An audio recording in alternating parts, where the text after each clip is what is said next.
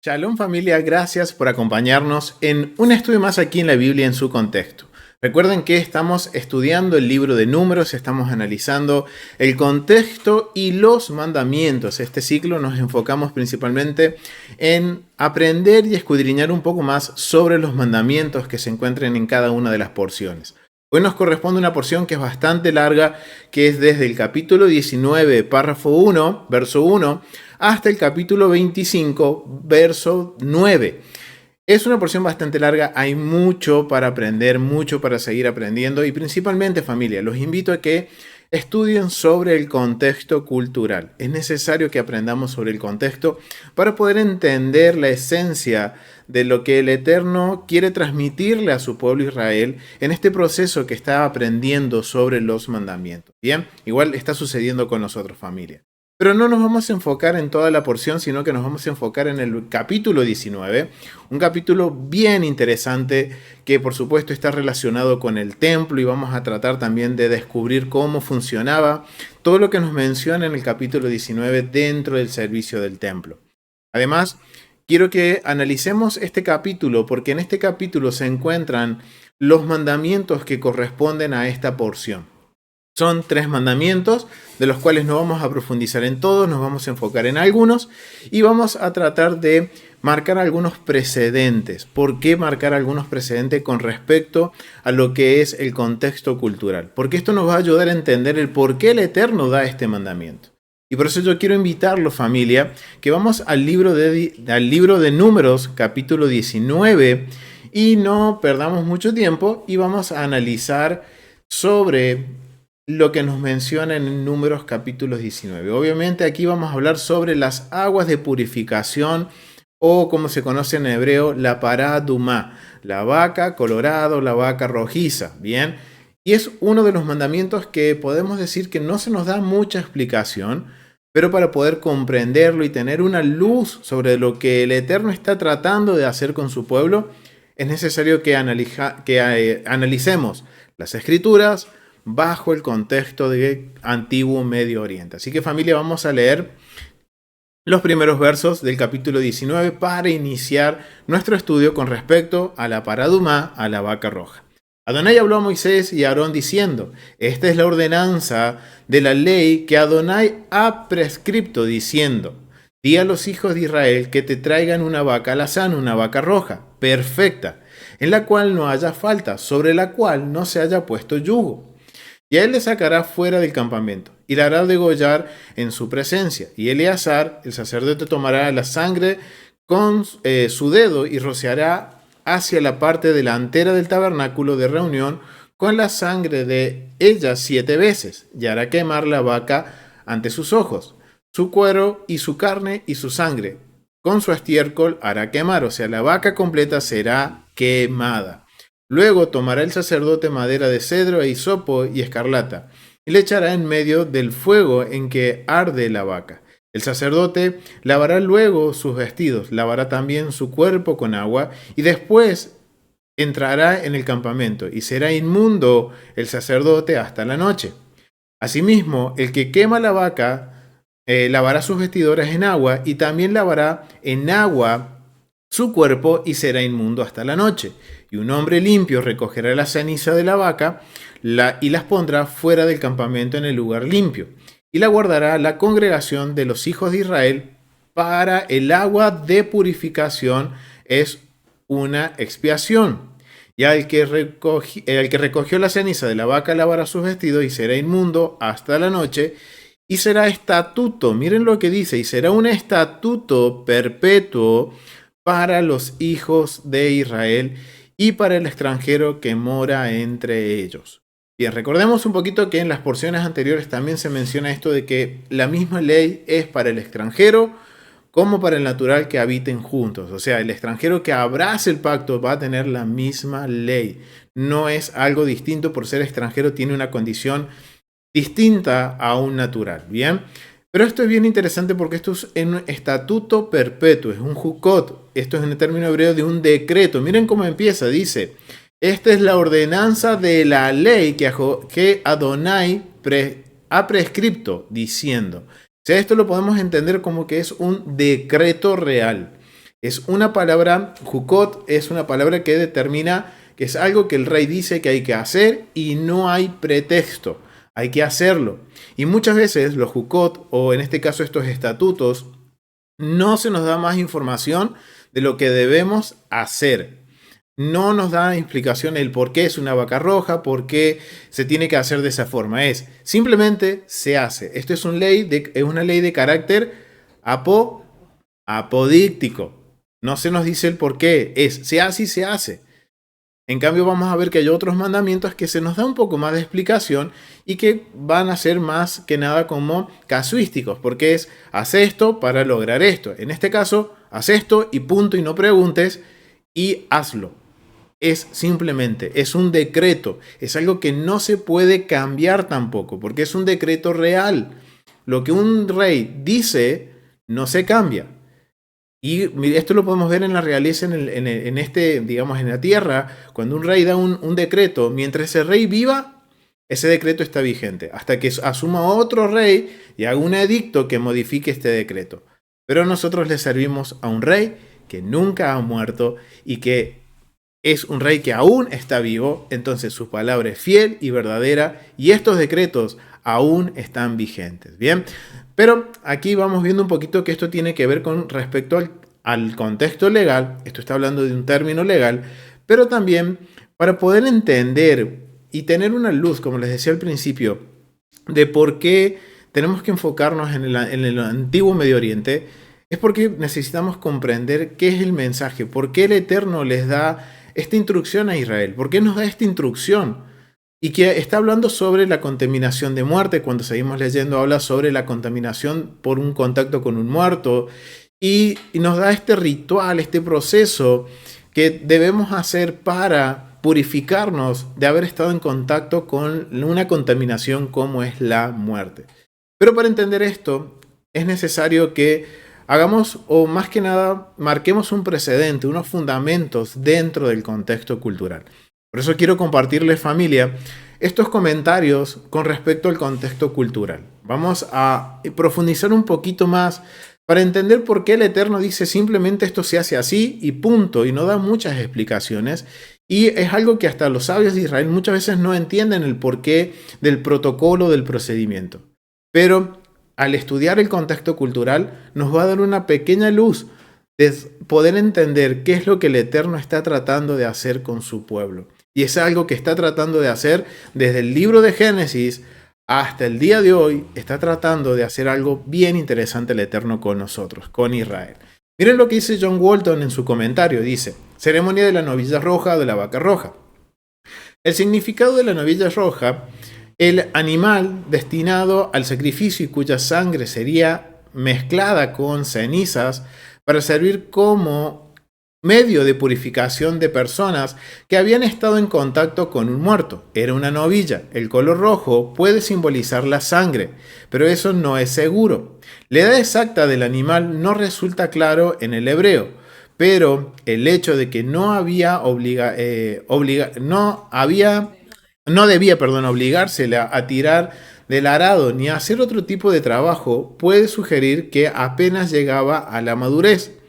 Un ejemplo de ello puede ser los novillos uncidas al carro con el que los filisteos llevaban el arca en 1 de Samuel capítulo 6-7. Vemos algo similar ahí con los novillos. Vemos que siempre hay algo con los novillos.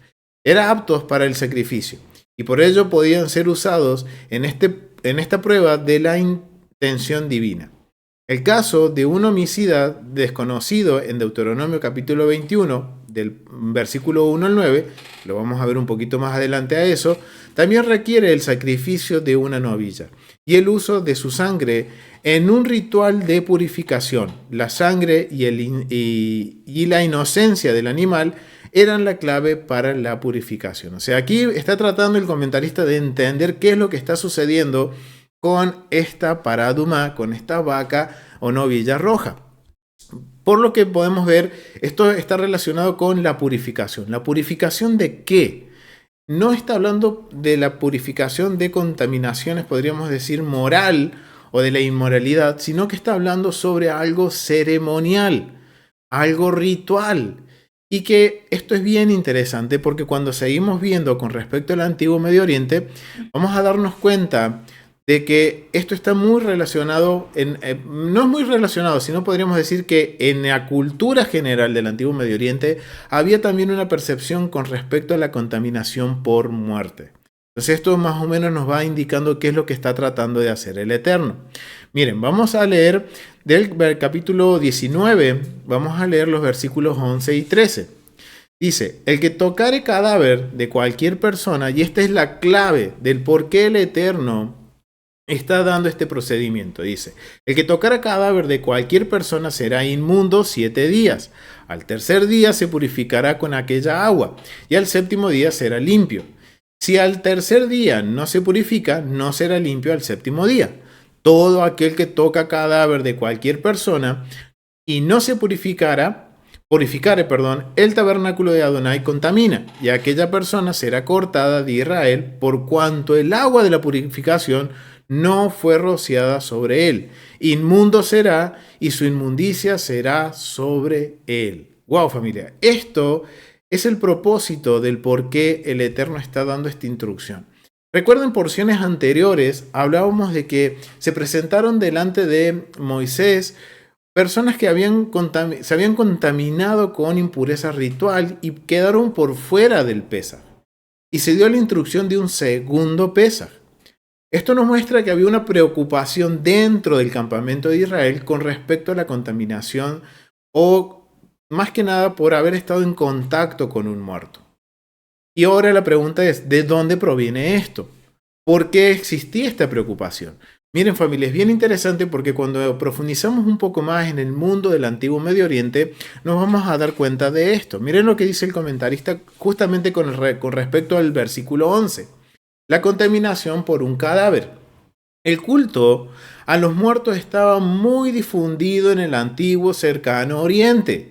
Aunque en Mesopotamia o en el antiguo Israel no había un concepto definido sobre la vida en el más allá, siempre se creía que los espíritus de los muertos podían afectar a los vivientes. Por ejemplo, en los textos heteos, el terror de los muertos parece provenir del temor de estar impuro ante los espíritus de los muertos, así como se estaría delante de un dios. Por esa razón, se hacían ofrendas en las tumbas de los antepasados. Pero la contaminación real por los cadáveres no parece haber sido una preocupación para los heteos. Wow, aquí hay algo bien interesante. Porque acá estamos viendo que la muerte era en el antiguo Medio Oriente, era también una preocupación de impureza, pero también era algo referido al culto. Se le daba culto a la muerte. Por el contrario, dice el comentarista, el ritual de Namburbi de Mesopotamia evidencia un significativo temor a la contaminación con cadáveres. Lo que puede haber sido una preocupación era la mezcla de las dos esferas de la existencia, de los vivos y de los muertos. Cuando una persona entraba en contacto con un muerto, fuera humano o animal, surgía la contaminación. La purificación era necesaria para que esa persona no infectara a otro o a toda la comunidad con su impureza. Los rituales bíblicos de purificación quizás sean los más detallados de todos los procesos del antiguo cercano Oriente, aunque los que eran empleados para los heteos también incluían los baños, los sacrificios y un periodo de exclusión. O sea, miren qué interesante, familia. Estamos viendo que había una preocupación a nivel general, podríamos decir global, en el antiguo Medio Oriente sobre la contaminación de los muertos. Pero vemos precisamente que en el mundo del antiguo Medio Oriente, como los hititas, los mesopotámicos, no solo era la preocupación de contraer una contaminación por estar en contacto con un muerto, sino que también esto llevaba a la adoración de la muerte. Y aquí está hablando sobre la contaminación o el contacto de dos esferas, los vivos y los muertos. Y esto tiene que ver con la cosmovisión, la forma de ver el mundo del Antiguo Medio Oriente. Y es algo que hemos venido desarrollando y hemos visto que el Antiguo Medio Oriente creía que había una esfera en los cielos, una esfera en el centro, que era la humanidad, que había sido creada para servir a los dioses buenos y a los dioses del inframundo. Y por eso se daba lugar a la adoración a la muerte, a los dioses del inframundo, al caos y no a... Y bueno, y vamos a profundizar un poquito más sobre esto, familia, porque hay mucha información. Porque esto nos va a determinar por qué el Eterno da instrucciones tan precisas. Miren lo que dice el comentarista, al comparar los procesos eteos o mesopotámicos sobre la purificación por estos rituales de purificación por contacto en muerto. Los de la Biblia es bien preciso y exacto. Da mucha información del cómo tiene que hacerse. Y esto tiene que ver con el sistema también que tenemos que tener en cuenta del Antiguo Medio Oriente, el sistema religioso. Y por eso quiero que profundicemos un poquito más para poner este precedente y después hacer una comparación con respecto a lo que era el Antiguo Medio Oriente con el protocolo que el Eterno le dice a su pueblo que debe hacer para limpiarse de una contaminación por haber estado en contacto con un muerto. Bien, entonces vamos a ir, miren, voy a comentarles esto desde otro recurso que es el próximo Oriente Medio, es de Warner, después les voy a mostrar cuál es el recurso.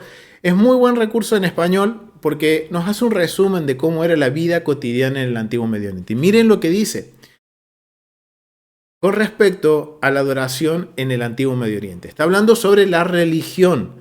En el Antiguo Medio Oriente, la religión se convirtió finalmente en una forma de justificar la sociedad y el orden social establecido allí donde las desigualdades de todo tipo habían hecho su aparición y se habían consolidado.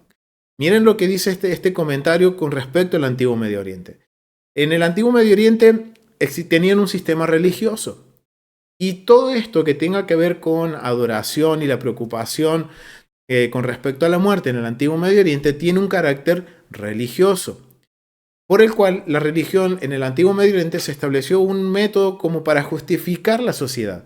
Y eso lo podemos ver cuando estudiamos más a profundidad qué representaba cada dios en el mundo Antiguo Medio Oriente. Y muchas veces vamos a ver conductas inmorales de la humanidad justificada en la deidad. Y para eso se creó la religión en el Antiguo Medio Oriente.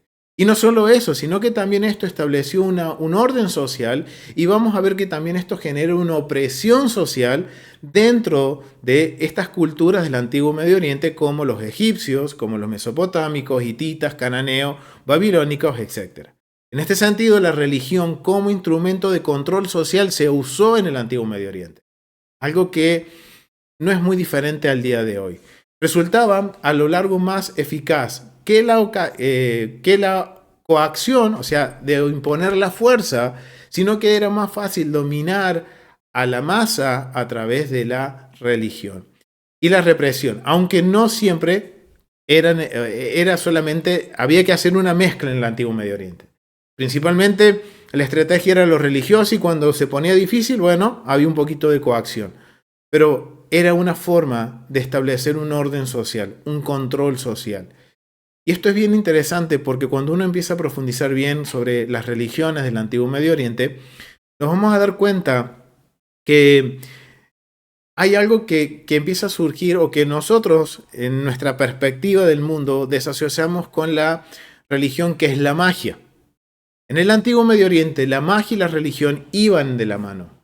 Iban en conjuntos, eran parte, no existía una diferencia entre magia y religión, eran ambas una sola cosa. Entonces, esto es algo bien interesante porque la magia ahora empieza a hacer los rituales mágicos, vamos a decirlo, empiezan a ser parte de los rituales de adoración a los dioses paganos. Y que miren lo que dice el comentario, dice: siendo la magia un conjunto de técnicas y procedimientos destinados a lograr un determinado objetivo en el ámbito de lo sobrenatural, palabra que se usa para hablar sobre el inframundo, dice que estos rituales eran usados por los sacerdotes para lograr algún objeto o algún objetivo determinado, y eran con técnicas, y lo hemos podido ver también que cuando hablamos sobre la adoración a las deidades, todo esto se hacía a puerta cerrada, las personas no sabían qué se hacía, y todo esto era algo místico, algo, como dice ahí, sobrenatural. Así, en vez de la plegaria o la invocación, la magia usaba sobre todo la manipulación, pero actuaba en la misma esfera que la religión y trataba con los mismos entes sobrenaturales que aquella. O sea, todo esto está hablando sobre el inframundo, familia. Muchos de los rituales religiosos tenían componentes claramente mágicos. En Ugarit, como en Egipto y en Babilonia y en otros lugares de la antigüedad, era el mismo sacerdote el que ejercía a la vez la función de mago, que no era una ocupación distinta, sino una parte integrante o era parte del combo, del conjunto de su dedicación religiosa. O sea, acá vemos que en el antiguo Medio Oriente todo lo que tenía que ver con la relación a sus dioses era algo místico y mágico. Vamos a hablar un poquito para profundizar un poco más y entender por qué el Eterno da estas instrucciones con respecto a la contaminación de la muerte. Y vamos a ver que va a haber una gran diferencia con el mundo del antiguo Medio Oriente. Miren lo que dice sobre el panteón mesopotámico. Panteón quiere decir conjunto de dioses de la Mesopotamia. Dice, los dioses infernales del inframundo, cuyo dominio era el mundo inferior, eran Nergal, señor de los muertos. Miren, ellos tienen aquí un señor de los muertos. O sea, rendían culto a los dioses en Mesopotamia de la muerte, del inframundo. Y divinidad también de la vegetación, junto con Erra, dios guerrero capaz de provocar epidemias, y Ereshkigal, reina del submundo y consorte de Negal. Namtar, al que también se le conocía se consideraba un maléfico demonio, era el mensajero de Ereshkigal, heraldo de la muerte, y llevaba en su séquito 60 enfermedades que podían lanzar contra la humanidad. Miren cómo era la perspectiva del antiguo Medio Oriente con respecto al mundo. Cómo ellos le atribuían las cosas negativas ¿a quién? A estos dioses del inframundo. Y que cualquier enfermedad o cualquier cosa que contaminara a la persona estaba relacionada ¿con qué? Con un ataque demoníaco. En el panteón semita occidental, esto corresponde al territorio en el cual Israel se encuentra, o sea, la tierra de Canaán. Vamos a ver que no hay mucha diferencia entre Siria, Palestina, Fenicia, que son los cananeos. La religión y los dioses tenían una naturaleza similar a la que hemos visto en Mesopotamia. O sea que esto era, digamos, una percepción global de cómo era el mundo, en donde vemos que el mundo estaba para ellos era la lucha entre el bien y el mal, en donde las personas eran afectadas no por su culpa, sino que eran afectadas por demonios, por enfermedades que provenían de todos estos seres del inframundo. Y se les rendían culto para que no ser atacados por estos demonios, por estos espíritus o estos, podemos decir, deidades del inframundo. Y esto es con respecto al contexto. Miren lo que era la percepción de lo que eran los espíritus y demonios en el antiguo Medio Oriente. Además de todos estos dioses, en el próximo Oriente antiguo se creía en la existencia de innumerables espíritus y demonios.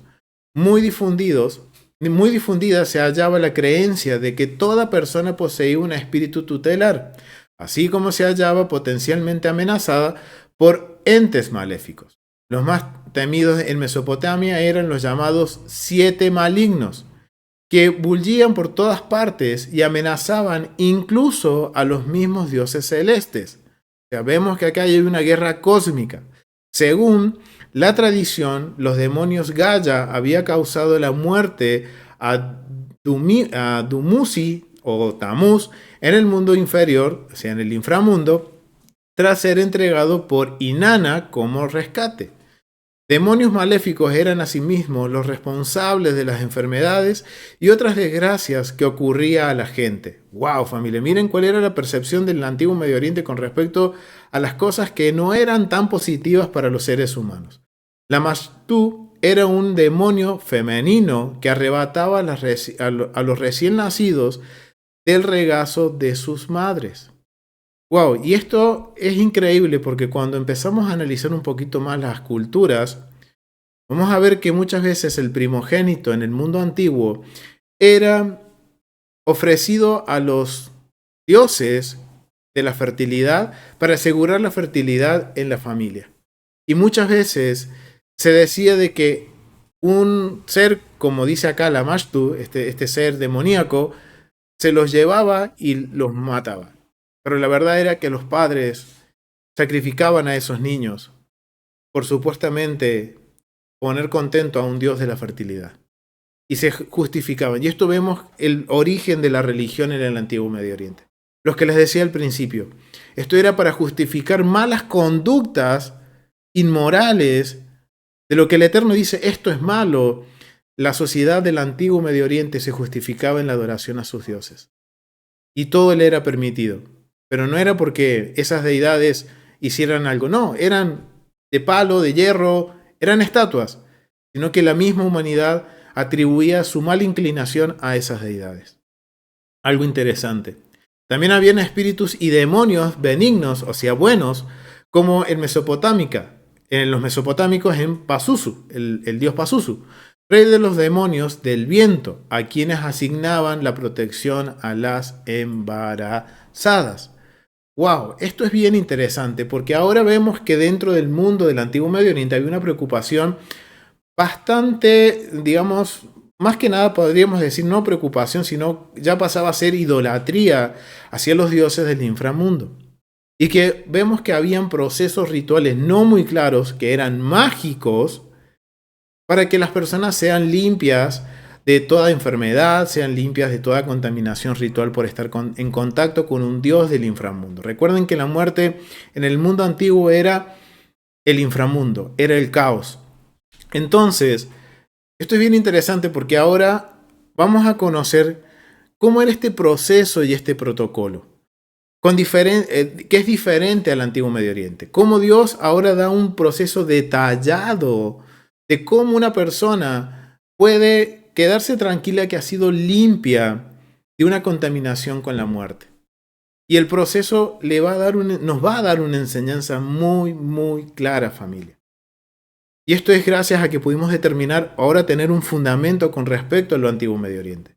Vemos que esto era algo común, la preocupación con el contacto de un muerto era una preocupación común, que Israel no estaba exento. Ahora entendemos por qué las personas que se presentaron delante de Moisés preocupados por esto, no solo no era porque no pudieron participar de Pesach, sino que también había algo culturalmente. Y recuerden que Israel salió de Egipto y que se había asimilado a Egipto. Y ahora el Eterno está en un proceso que le está enseñando a su pueblo a dejar atrás lo que aprendió en Egipto, que cambie su forma de ver el mundo, porque el Eterno nos está enseñando la forma que Él quiere que veamos. Y por eso ahora vamos a ver en detalle este proceso que el Eterno ordena sobre las aguas de purificación. Pero no olvidemos lo que hemos visto del antiguo Medio Oriente y después lo vamos a comparar. Y vamos a ver grandes diferencias, familia. Vamos a ver grandes diferencias. Mire, vamos a ir a los mandamientos. Porque en los mandamientos tenemos un resumen sobre lo que era la paradumá. El primer mandamiento de la paradumá lo vamos a ver en el versículo 2, que dice que traigan una vaca completamente roja. Es un mandamiento que aplica en el Beit Hamidash, o sea, en el templo, y es para la tierra de Israel. No se puede hacer fuera de Israel. La esencia del mandamiento. Es un mandamiento quemar una vaca roja, una novilla, y usar sus cenizas como parte del proceso de purificación de aquellas personas que se vuelven ritualmente impuras a través del contacto de los muertos.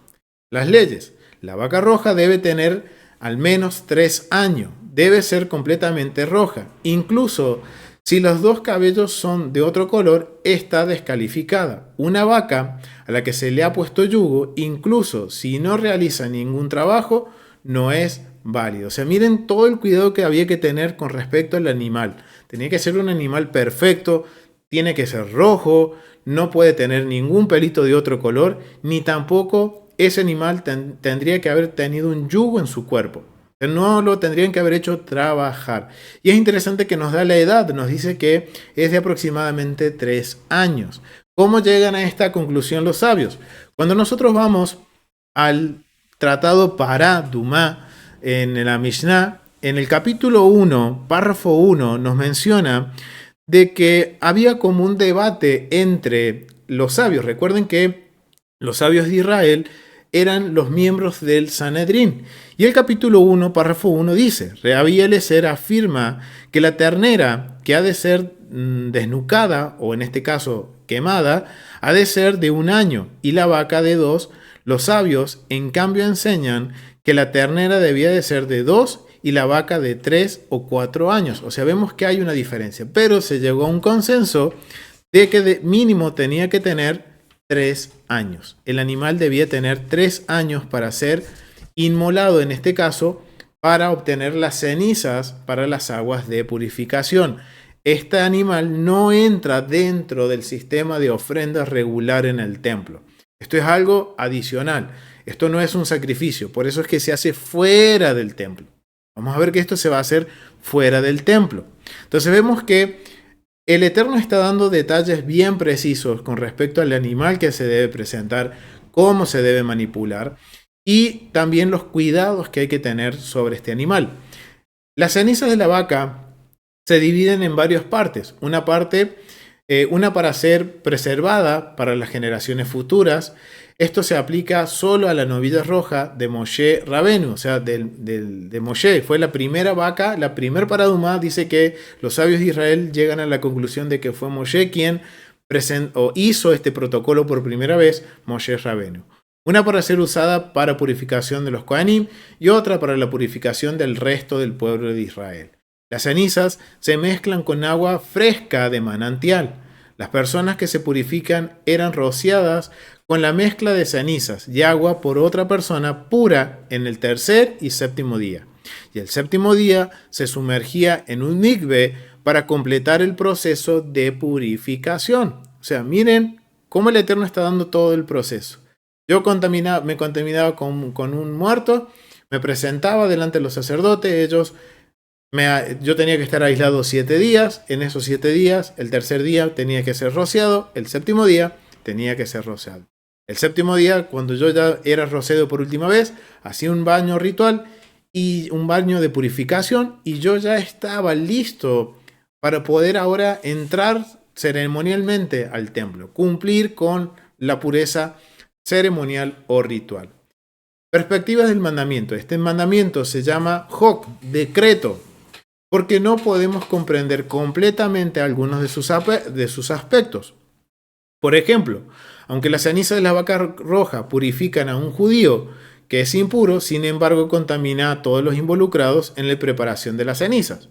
Para volver a estar ritualmente limpios, tenían que sumergirse en un mikve y lavar sus prendas. Sabemos por tradición que se han quemado 9 vacas rojas. La primera fue preparada por Eleazar bajo la dirección de Moshe Rabenu, que es la que estamos viendo en Números. La segunda fue preparada bajo la supervisión de Ezra, 7 más después hasta la destrucción del segundo Beit Hamidash, o sea, del segundo templo. La 10ª será preparada por Mesías, que venga pronto y en nuestros días, Baruch Hashem, amén, amén, que venga pronto. Entonces vemos que los sabios de Israel están dando una perspectiva. Por eso dice, eso es un decreto. Es algo que hay cosas que no vamos a entender y que solamente el Eterno sabe el por qué. Pero sí podemos ahora, teniendo la base del contexto cultural y entendiendo el servicio de la paraduma, cómo se manipulaba el animal, vamos a ver que hay una gran diferencia con el antiguo Medio Oriente. Y es un mensaje claro que el Eterno le está dando a Israel, a ti y a mí. Entonces, vamos a seguir leyendo sobre los mandamientos. Hay un segundo mandamiento que vamos a analizar que es en el versículo 19. Y las personas limpias rociadas sobre la persona contaminada.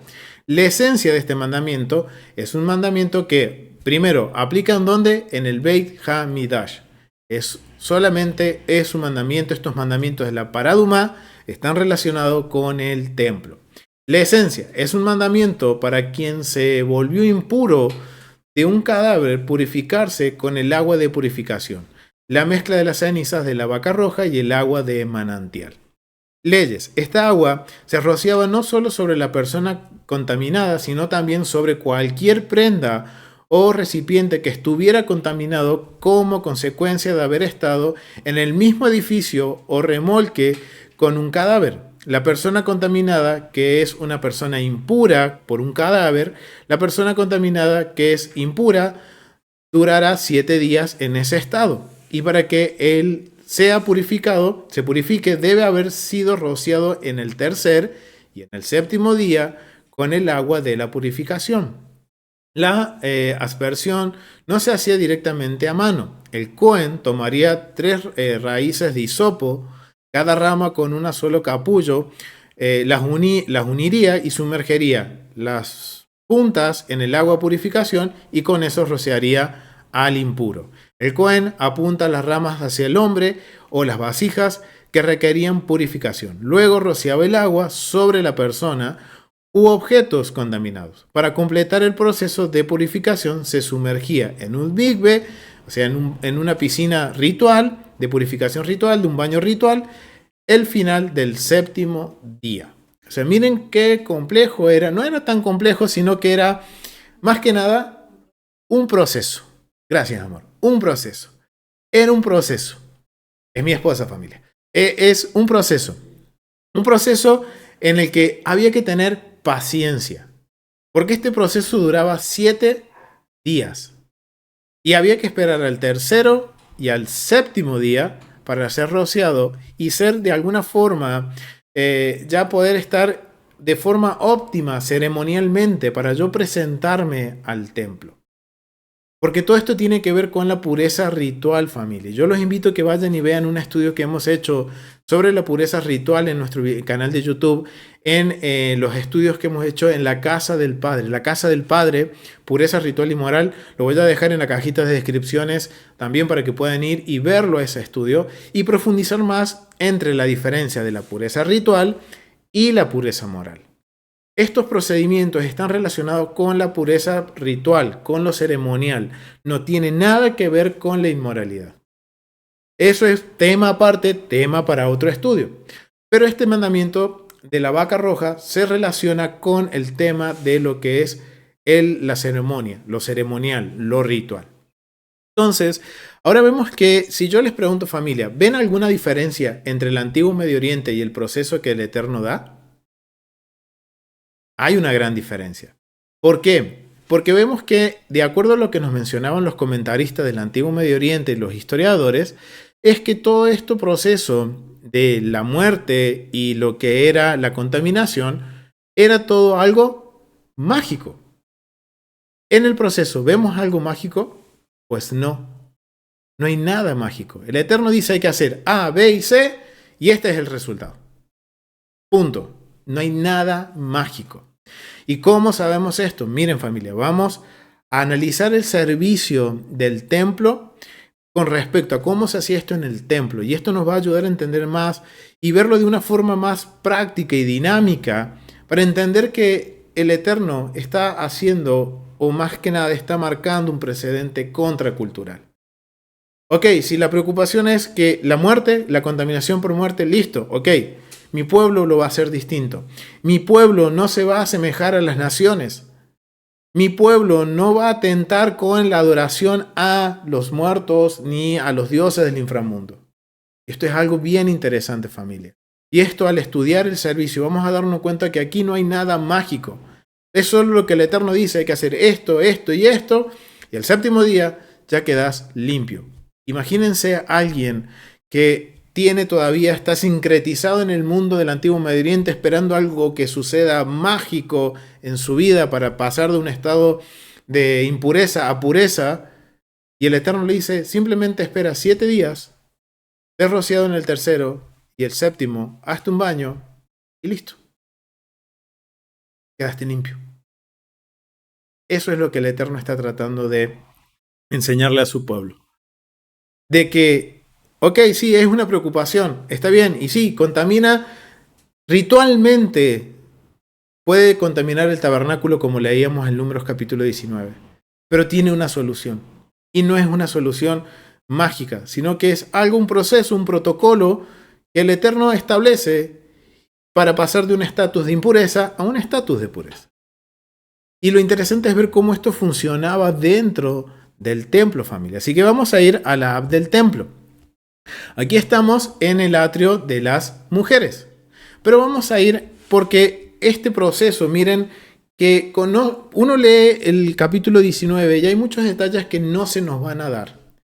Y solo pensamos, como habíamos hablado la semana anterior, mejor dicho, cuando hemos estado hablando sobre la ofrenda Tamid, familia, que muchas veces cuando leemos sobre una ofrenda o un proceso en la Biblia que el Eterno nos da, muchas veces pensamos simplemente degollar un corderito y ponerlo en el fuego y listo. Y no, hay todo un proceso, un protocolo por el cual el Eterno prepara no solo a las personas, sino que también prepara al Cohen y el servicio en el templo para que realmente esto se haga con la reverencia correcta, con la motivación correcta del corazón. Y todo esto de acuerdo al tratado Pará, que habla sobre la vaca roja. En el capítulo 3, precisamente, menciona lo siguiente. 7 días antes de la ceremonia de la vaca, el sacerdote que había de quemarla era apartado de su casa y llevado a la estancia que estaba frente al templo, en el lado nororiental. Ok, ¿a dónde lo llevaba? ¿A dónde lo llevaban?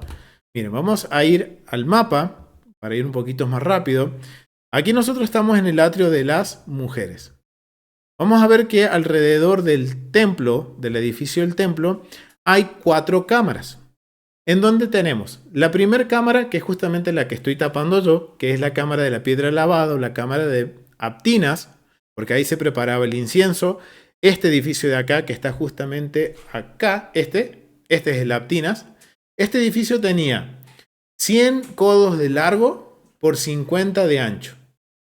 Y estaba dividido en 2. Como este edificio habían 4 alrededor del templo. Y tenemos, este es en el sector noreste, se encuentra este edificio. Al sureste se encuentra la cámara de la chispa. En el sector este es noreste, la cámara de la chispa. Sureste, la cámara de la piedra labrada o aptinas. En el suroeste, la casa del tesoro o la tesorería del templo.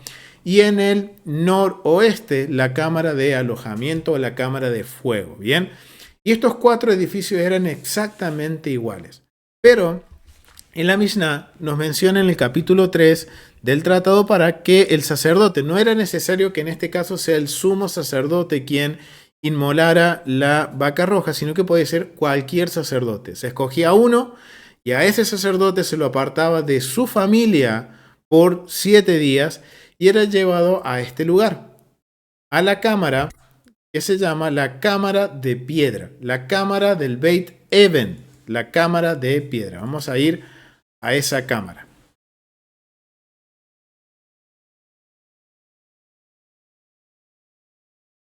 Acá estamos. Esta es la cámara de piedra. Y esto es bien interesante, familia, porque miren, esto es lo que dice el tratado Pará, lo que recién decíamos que era llevado aquí a la cámara de alojamiento del sacerdote. Aquí era excluido, o podríamos decir, era apartado de su familia por 7 días. ¿Por qué? Porque el sacerdote debía estar en una condición de pureza. Y al separarlo de su familia, se garantizaba de que él no contrajera ninguna contaminación ritual. Y por ende, miren, esta habitación era todo de piedra, con ese mismo objetivo, de que nada de esto se contaminara ritualmente. La piedra era uno de los elementos que no contraía contaminación ritual. Entonces vemos por eso que aquí, en este lugar, el sacerdote estaba 7 días. antes de la inmolación de la vaca roja. Bien, vamos a quedarnos aquí y vamos a seguir leyendo porque miren todo lo que sucedía en esta habitación. Dice, durante los 7 días era asperjado con el agua que había sido preparada con las cenizas de todas las vacas de expiación que había allí. O sea que durante estos 7 días el sacerdote era preparado con el servicio como tenía que hacerlo, pero también dice que en estos 7 días él estaba siendo rociado con las aguas de purificación allí. Rabí Yosef afirma que solo era asperjado el día tercero y el séptimo. Pero Rabí Hananías, miren, y esto es bien interesante porque muchas veces leemos la Mishnah y pensamos que son rabinos. No, no eran rabinos. Se tradujo como rabinos, pero en sí miren el cargo que tenía Rabí Hananías. Era prefecto de los sacerdotes. O sea, esto nos valida que quien escribe la Mishnah eran los mismos sacerdotes quienes documentaban el paso a paso de cada uno de los protocolos. Enseña que el sacerdote que debía quemar la vaca se le asperjaba durante los 7 días, mientras que el sacerdote en el día de expiación se le asperjaba solamente el día tercero y el día séptimo. Y esto es bien interesante y yo los invito a que lean el Tratado Yoma, que habla sobre el día de Yom Kippur, y vamos a ver que hay ciertas similitudes con respecto a la preparación del sacerdote que va a preparar la paradumá, como el sumo sacerdote para Yom Kippur. Y ambos eran aislados durante 7 días, antes del servicio. Y además vemos que aquí en la paradumá era rociado los 7 días con el agua de la purificación y el de Yom Kippur, el sumo sacerdote, solamente el tercero y el séptimo.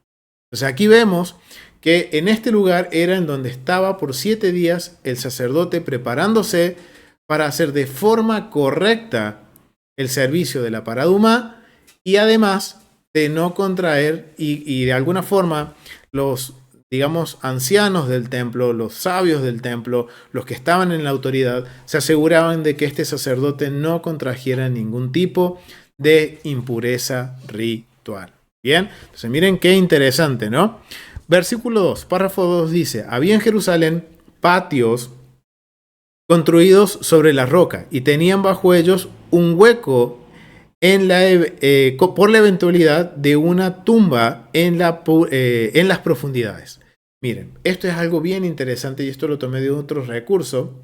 Bueno, estos son los recursos que he usado para la primera parte del estudio con respecto a los comentarios del Antiguo Medio Oriente. El Próximo Oriente Antiguo, volumen 2 por Carlos González y el contexto del cultural del Antiguo Medio Oriente del Antiguo Testamento por John Walt. Pero hablando del capítulo 3 de lo que es el tratado de la porción de la paradumá en la Mishnah, dice en el párrafo 3.2, dice que habían en Jerusalén patios construidos sobre la roca y tenían bajo ellos un hueco por la eventualidad de una tumba en la profundidad. Llevaban allí mujeres embarazadas que daban allí a luz y amamantaban allí a sus hijos. Y se traían bueyes con puertas sobre los lomos, se colocaban a niños sentados sobre ellos, llevando vasos de piedra. Sabemos ahora que la piedra no podían contraer, la piedra no contraía lo que eran las contaminaciones rituales.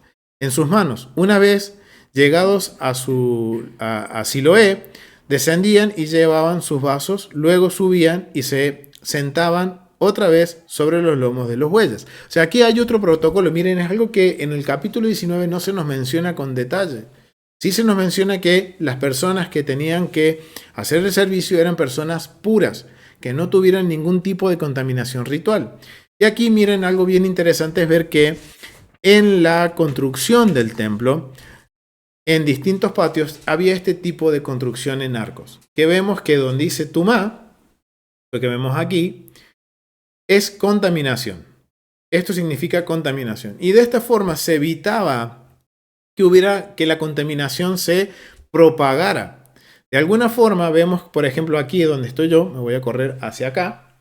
Vemos que está la tumá, el arco, pero si la tumá no está en contacto directo, como en este caso, con la pared, no se propaga. O sea que al llegar a este arco, la contaminación para. Pero puede pasar que puede seguir hasta un segundo nivel y hasta un tercer nivel. Y esto dice que se hacía para evitar esto, la contaminación, porque no se sabía si en el suelo habían personas, cadáveres, ya sea de animales como de seres humanos o de insectos, todo eso traía contaminación. Entonces todo lo que era la estructura del templo se construyó en arcos con este propósito. Miren, acá tenemos un corte de lo que era la estructura del templo y vemos que todo esto que vemos aquí, esta parte que dice bedrock, esto era la piedra madre. Esto es en el segundo templo. Para levantar el segundo templo se tuvo que llegar hasta la piedra madre de la montaña y a partir de ahí levantar toda esta estructura de arcos para garantizar de que no hubiera contaminación ritual. Miren lo importante que era. Y esto es bien interesante porque en este sector de este lado, en este sector que estamos viendo por aquí, hoy en día si visitamos Israel podemos nosotros ver esta estructura dentro del templo, familia. Hay un lugar que se llama el Establos de Salomón. Vamos a ir a ese lugar, familia, para que lo podamos ver con nuestros propios ojos. Entonces, vamos a salir de aquí, vamos a ir al sector sur, aquí, esto que estamos aquí, al sector sur. Aquí estamos en el sur del templo, el ingreso principal, y habían dos puertas. Una puerta doble, que es esta que está aquí, que es la que da ingreso a la puerta La Hermosa, o a la galería que era conocida como La Hermosa. Aquí entraban todas las personas que visitaban el templo, pero también hay una puerta triple, que justamente es la que estamos viendo allá.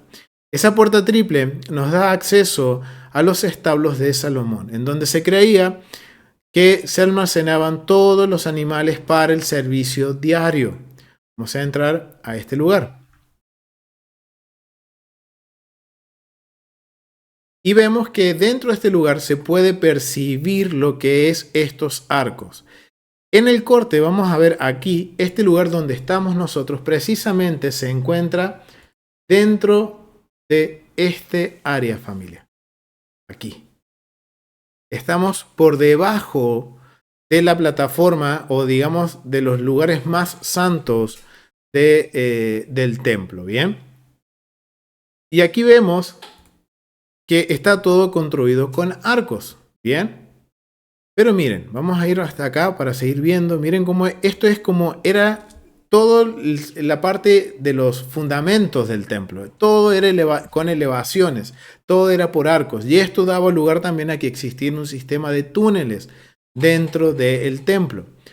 Miren, el establo de Salomón. Se cree que el establo de Salomón, situado en la esquina sudeste del monte del templo, debajo del Royal Store, era el lugar donde se guardaban los animales antes de ser comprados por individuos para las ofrendas.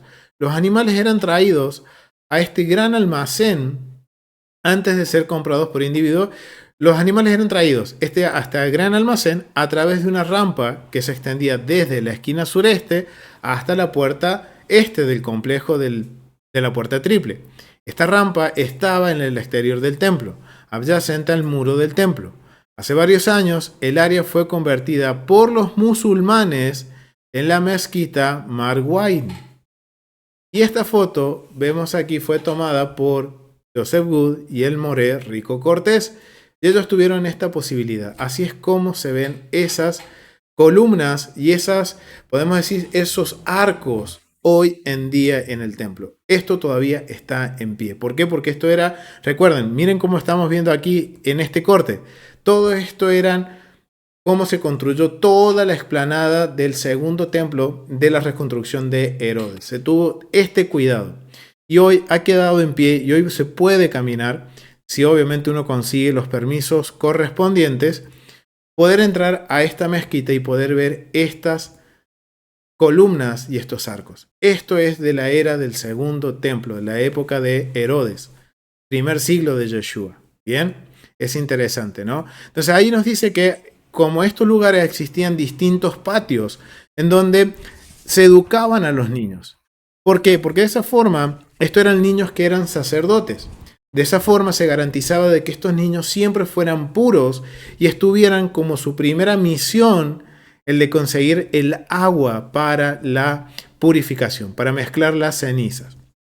Nos mencionaba que en este lugar, o sea, en un lugar muy similar al que veíamos, se criaba a estos niños que eran hijos de los sacerdotes, que tenían este propósito, que a los 8 años se les daba el privilegio de cumplir esta misión, y esta misión era descender, como nos mencionaba el tratado, en lomo de buey, en donde estos lomos del buey iban con una plataforma como esta, miren familia.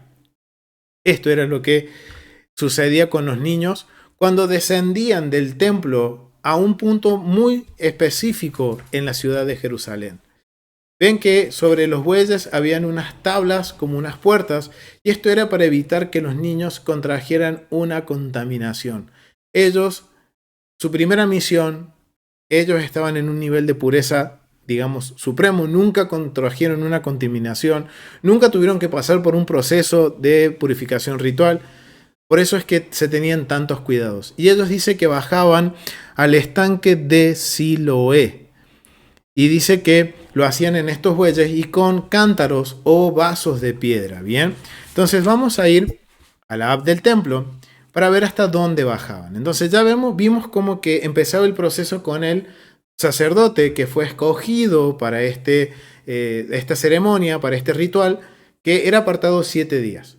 Se lo preparaba durante esos 7 días, era rociado los 7 días con el agua de la purificación, pero a su vez, al mismo tiempo, se preparaban a estos niños para que fueran a buscar las aguas para mezclar las cenizas.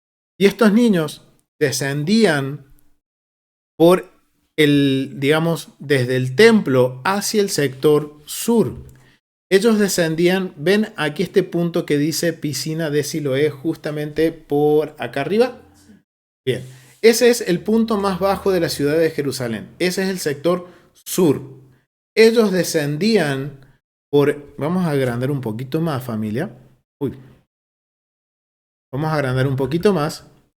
Y ellos descendían por toda esta vía que vamos viendo por aquí y llegaban a la piscina de Siloé, en el sector sur. Esa vía que vemos ahí, que son todas escalinatas, esas escalinatas llevan hacia el templo, desde el sur hacia la montaña del templo, el punto más bajo. Este era el ingreso principal a Jerusalén en primer siglo, familia. Y por ahí bajaban también, bajaban por el camino en los lomos de los bueyes, así como los vemos aquí en esta foto, en esta imagen, en esta ilustración. Ellos bajaban por todo ese camino hasta llegar al estanque de Siloé. Y ellos aquí tomaban las aguas de purificación. Y este estanque está muy relacionado también con un milagro que hizo Yeshua. Entonces, miren que ya ahora nos vamos ubicando geográficamente. Miren lo importante que es estudiar el templo, familia. Los invito a que se suscriban a tesorosdeltemplo.com, familia, y juntos podamos seguir aprendiendo del templo. Porque mientras más entendemos del templo, más vamos a entender los escritos del primer siglo. Entonces vemos que bajaban hasta este lugar, familia, tomaban los niños venían, tomaban el agua y después nos dice la Mishnah que volvían al templo. Pero nunca ellos caminaban por ese camino. Ellos siempre iban en los lomos de los bueyes, cuidando de no contraer impureza ritual. Entonces, ellos al regresar, nos menciona la Mishnah, que al regresar ellos mezclaban el agua con las cenizas. Ellos ya iban y buscaban el agua para la mezcla de las aguas de la purificación. Ahora es algo bien interesante porque necesitamos ahora ver todo el proceso que se hacía para lo que era la vaca roja, cómo era la inmolación. Una vez que ya estaba preparado el sacerdote ya había cumplido su semana, los niños habían ya buscado las aguas para preparar esta agua de purificación, entonces ya estaban listos para partir hacia el monte de los olivos. Vamos a ir entonces al app del templo. Vamos a ir al app del templo y nos vamos a dirigir hacia el Monte de los Olivos, que se encuentra justamente aquí en el sector este del templo. Mirando hacia el este se encuentra el Monte de los Olivos. Y aquí estamos mirando hacia el templo, familia. Justamente este era el sector en donde se inmolaba la vaca roja, la pará dumá.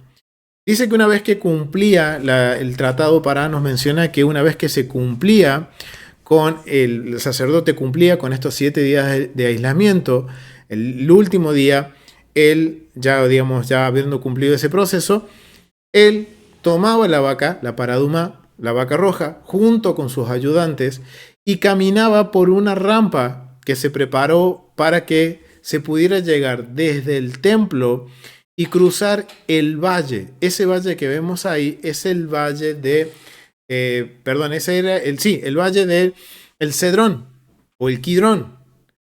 Miren algo bien interesante, familia, con respecto al mapa de Israel. Si nosotros vemos, Jerusalén, está cruzada por 3 valles. Este que vemos aquí, que está justamente aquí, este que vemos aquí, este es el valle del Cedrón. El que está justamente aquí, en esta parte de acá arribita, más arribita, vemos que Jerusalén está como una letra Shin, como esta letra que representa el Shaddai.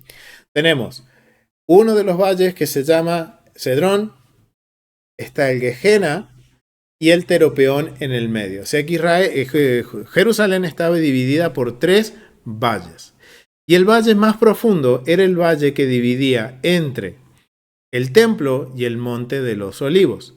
Y para cruzar de un lugar al otro y no contaminarse ritualmente, recuerden que tanto la vaca como el sacerdote, los ayudantes, todos tienen que estar en pureza ritual. Y tienen que cruzar ahora desde el templo hacia el Monte de los Olivos. Y lo hacían de esta forma. Lo hacían a través, ven en esta imagen, vamos a ver que hay un puente que une el templo con el lugar de la quema de la vaca roja. Y vemos que es afuera del templo. Por eso no se considera como una ofrenda, sino que esto era parte de un protocolo que el Eterno da para solucionar la problemática de la contaminación con el contacto con un muerto. Y vemos que cruzaban por ese túnel, por ese puente, y vemos que ese puente era construido como arcos. ¿Por qué? Porque era para evitar que cualquier contaminación que se haya oculta dentro del valle, que no la hayan visto, o que esté justamente una tumba o un lugar donde se enterró un animal. De esa forma, al construirlo con estos arcos, se evitaba de que hubiera que se propagara esa contaminación por un muerto, esa contaminación por muerto. Exactamente, la vaca junto con el sacerdote y un ayudante venían caminando por este lugar. Y eso justamente en la Mishnah nos menciona de que había un debate con respecto a eso. Porque algunos decían, no, que la vaca tiene que ir acompañada con otra vaca para que camine. Aquellos que saben manejar animales saben que muchas veces los animales no caminan solos. Tienen que ser acompañados. Y había todo un debate, pero se llegó a la conclusión el Sanedrín de que el mandamiento dice que la vaca tenía que ir sola.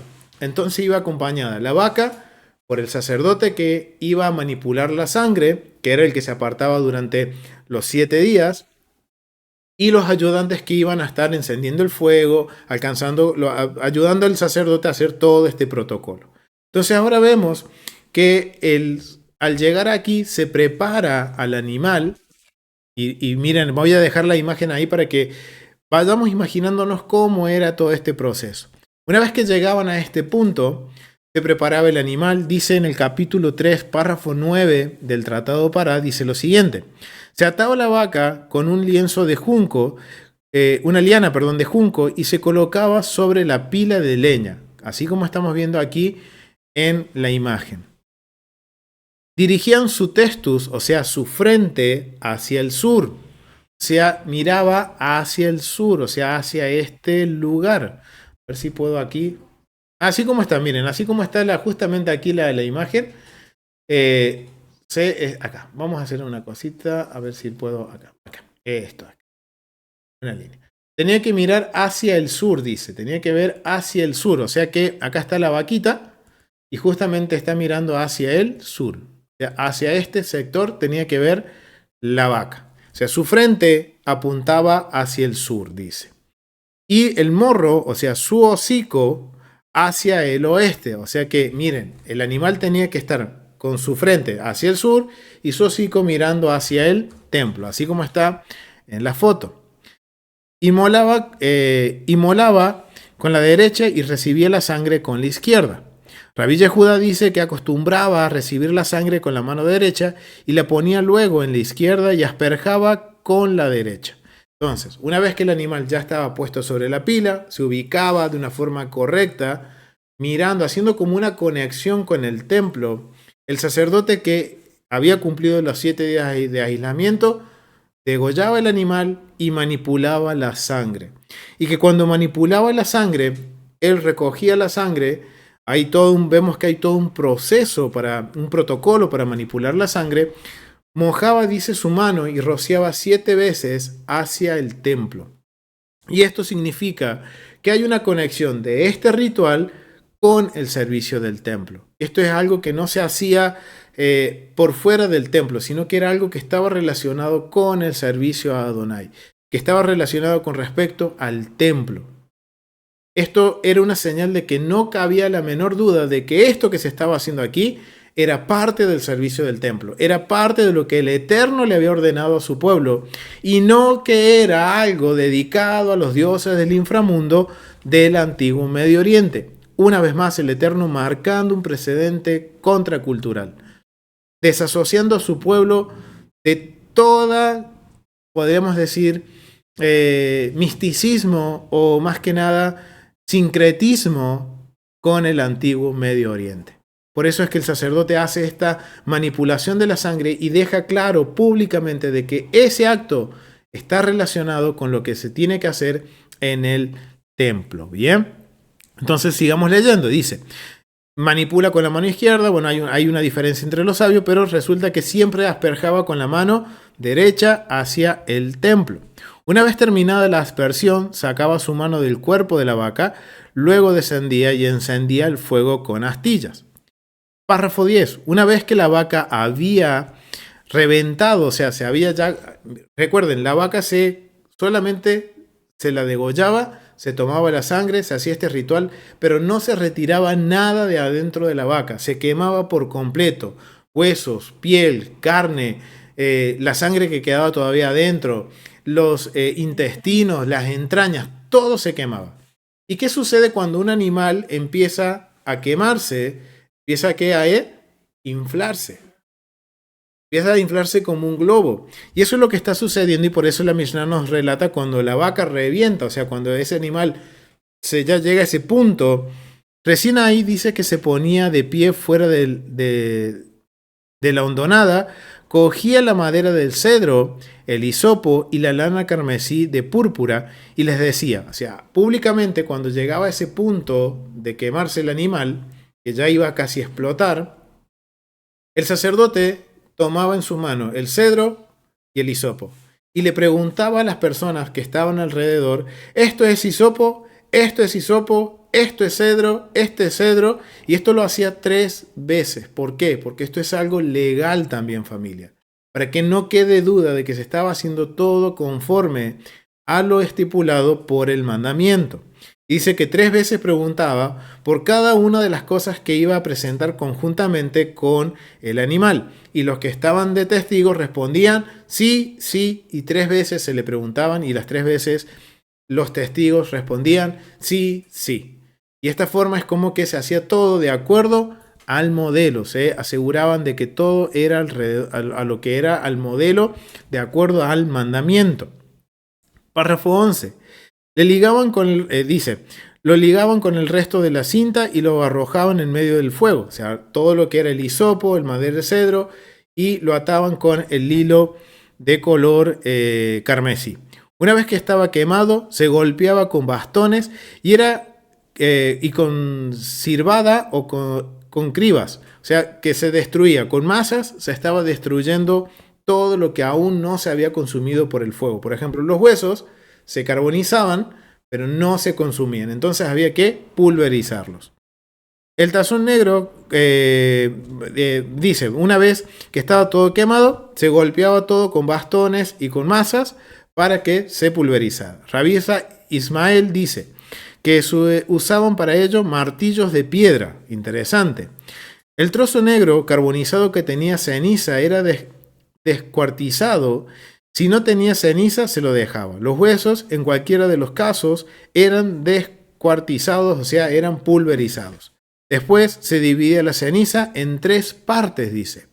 Una parte era depositada en el terraplén, o sea que era almacenada en un lugar aquí, justamente en el Monte de los Olivos. Era como una reserva. En algún lugar del Monte de los Olivos, aún hoy, permanecen esas cenizas de todas las paradumá que se presentaron o que se hicieron en el periodo del templo desde Moshe Rabenu, desde nuestro padre Moisés. Entonces vemos que dice que había un lugar aquí en el Monte de los Olivos que se guardaba, otro en el templo y otra parte se dividía y se repartía en las 24 órdenes sacerdotales o guardias sacerdotales. Esto quiere decir que una parte, estas cenizas que se obtenían, se dividía. Una parte que quedaba aquí almacenada para las generaciones futuras en el Monte de los Olivos. Otra parte se la llevaba hacia el templo. Vamos a ir al atrio de las mujeres nuevamente. Y vamos a descubrir dónde era que estaba este lugar donde se almacenaban en el templo las cenizas de la vaca roja. Justamente saliendo por el este,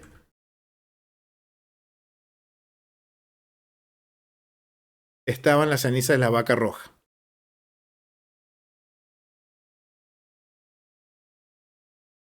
Vamos a hacerlo más fácil, vamos a ir por acá, vamos a subir y vamos a entrar hacia el este. Estamos en el sector este. Ven que hay 2 edificios en el ingreso al atrio de las mujeres. Este edificio que tenemos aquí era un Sanedrín, un pequeño Sanedrín. Aquí era un Sanedrín que se dedicaba a dirimir los casos de complejidad media, mientras que el Gran Sanedrín estaba dentro del templo. Y había este otro edificio que vemos justamente aquí, sobre el sector sureste, que era el lugar donde se almacenaban las cenizas de la paraduma, de la vaca roja, con respecto a lo que dice Números capítulo 19. Entonces vemos que se almacenaban en un lugar para las generaciones futuras, como nos dice la Mishnah, en el Monte de los Olivos, otras aquí en el templo y otras se distribuía a la tercera parte en todas las ciudades de refugio, en todas las ciudades que se le otorgaron a los sacerdotes y a los levitas. ¿Para qué? Para que todo el mundo pudiera acceder a estas aguas y purificarse. Que no era solamente necesario subir a Jerusalén, podían ir a estas ciudades que fueron otorgadas a los sacerdotes para que pudieran hacer este proceso de purificación. Y así es como se hacía este proceso dentro del templo. Y este era todo lo que se hacía. Y miren cuántos detalles más había, familia, que no se nos menciona o que no sabíamos sobre este proceso. Pero hay algo bien interesante. Como yo les decía hace un rato, acá vemos unas gran diferencias con el mundo del antiguo Medio Oriente. Vemos una diferencia en que no existe la magia. Aquí está quedando bien claro de que todo esto, esto tiene que solucionar un inconveniente que es la impureza ritual. Bien, se va a hacer este protocolo. Pero este protocolo no está asociado con los dioses del inframundo, no está asociado con ningún ritual mágico a los dioses paganos o de las naciones, y que nada tiene que ver con magia. Este ritual nada tiene que ver con magia. Simplemente es paciencia. Es tener paciencia, familia.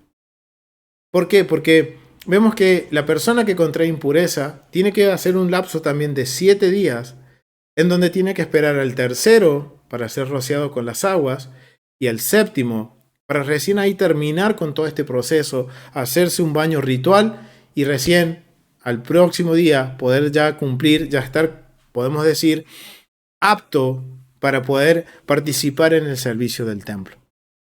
Y esto queda bien claro, y esto es algo que el Eterno está tratando una y otra vez con Israel, contigo y conmigo también, de que nuestra mente esté desasociada de toda religión, de todo misticismo, de que no es toda adoración a los dioses y ni al inframundo.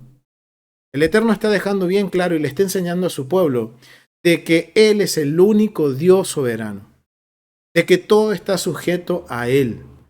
Y esto lo vemos desde Génesis, de que el Eterno está tratando de que Israel emancipe su mente de todo sincretismo del antiguo Medio Oriente, de todos los misticismos del antiguo Medio Oriente. Y eso es lo que el Eterno quiere. ¿Y saben cómo lo sé, familia? Porque miren, vamos a ir a Deuteronomio, capítulo 4. Deuteronomio, capítulo 4, a los últimos versículos. Miren lo que dice el Eterno. Aprende pues hoy y reflexiona en tu corazón que Adonai es Dios, arriba en el cielo y abajo en la tierra, y no hay otro. Y guarda sus estatutos y sus mandamientos, los cuales yo te mando hoy, para que te vaya bien a ti y a tus hijos después de ti, y prolongues tus días sobre la tierra que Adonai tu Dios te da para siempre. Wow, familia, eso es lo que el Eterno en todo momento está tratando de hacer. Quizás hay muchos detalles que del ritual no los vamos a entender, pero al estudiar el contexto del antiguo Medio Oriente, nos vamos a dar cuenta de que hay algo que el Eterno está tratando de hacer. Es como yo les decía, que su pueblo deje de ser como las naciones, que sea un pueblo apartado, un pueblo distinto, un pueblo que cuando las personas lo vean, no vean a las naciones, sino que vean a un pueblo que es separado para Dios y que su mentalidad es distinta, que su forma de percibir el mundo es distinta y que principalmente Israel reconozca que Dios arriba en los cielos y debajo de la tierra, como dice Deuteronomios capítulo 4, párrafo 39, versículo 39, que Él es el único Dios en todos los lugares. Es más, hay una versión que es la Dios habla ahí y esa es la que más me gusta porque habla en un vocabulario bien sencillo para que lo entendamos. Grábate hoy en tu mente, dice, que Dios es arriba en los cielos y abajo en los cielos, es y en la tierra, debajo de la tierra, y no hay otro. No hay otro Dios. Y este protocolo vemos, y al compararlo con el antiguo Medio Oriente, vemos que este protocolo está totalmente desasociado de todo lo que era el inframundo, todo lo que eran los rituales mágicos que hacían los sacerdotes paganos. Y solamente la persona tenía la preocupación, y solamente le decía el sacerdote, ok, aíslate 7 días, rocíate con las aguas el tercero, el séptimo, hazte un baño ritual y listo. Ya puedes ser restablecido en lo ceremonial para que puedas presentarte delante del Eterno. No hay nada mágico. Es interesante, familia, cuando empezamos a estudiar las porciones en contexto y los mandamientos, ahora empezamos a ver que el Eterno es lo que el Eterno quiere para nosotros. Quiere que seamos totalmente apartados para Él. Y no solo nuestros cuerpos, sino que también nuestra mente, en cómo percibimos también el mundo. Y nuestra forma de percibirlo es que todo está sujeto a Él y que Él está en control. Así que lo vamos a dejar hasta aquí, familia. Ha sido un gusto poder compartir este estudio. Espero que haya sido de bendición. Si quieren apoyarnos, familia, debajo en la cajita de descripciones están los links para que ustedes puedan apoyarnos, para que podamos difundir el evangelio de nuestro Mesías Yeshua y el pacto de Hashem con su pueblo. Y nos vemos el próximo estudio, que seguimos con el libro de Números, en contextos y mandamientos. Así que, familia, nos vemos en el próximo video. Shalom, familia.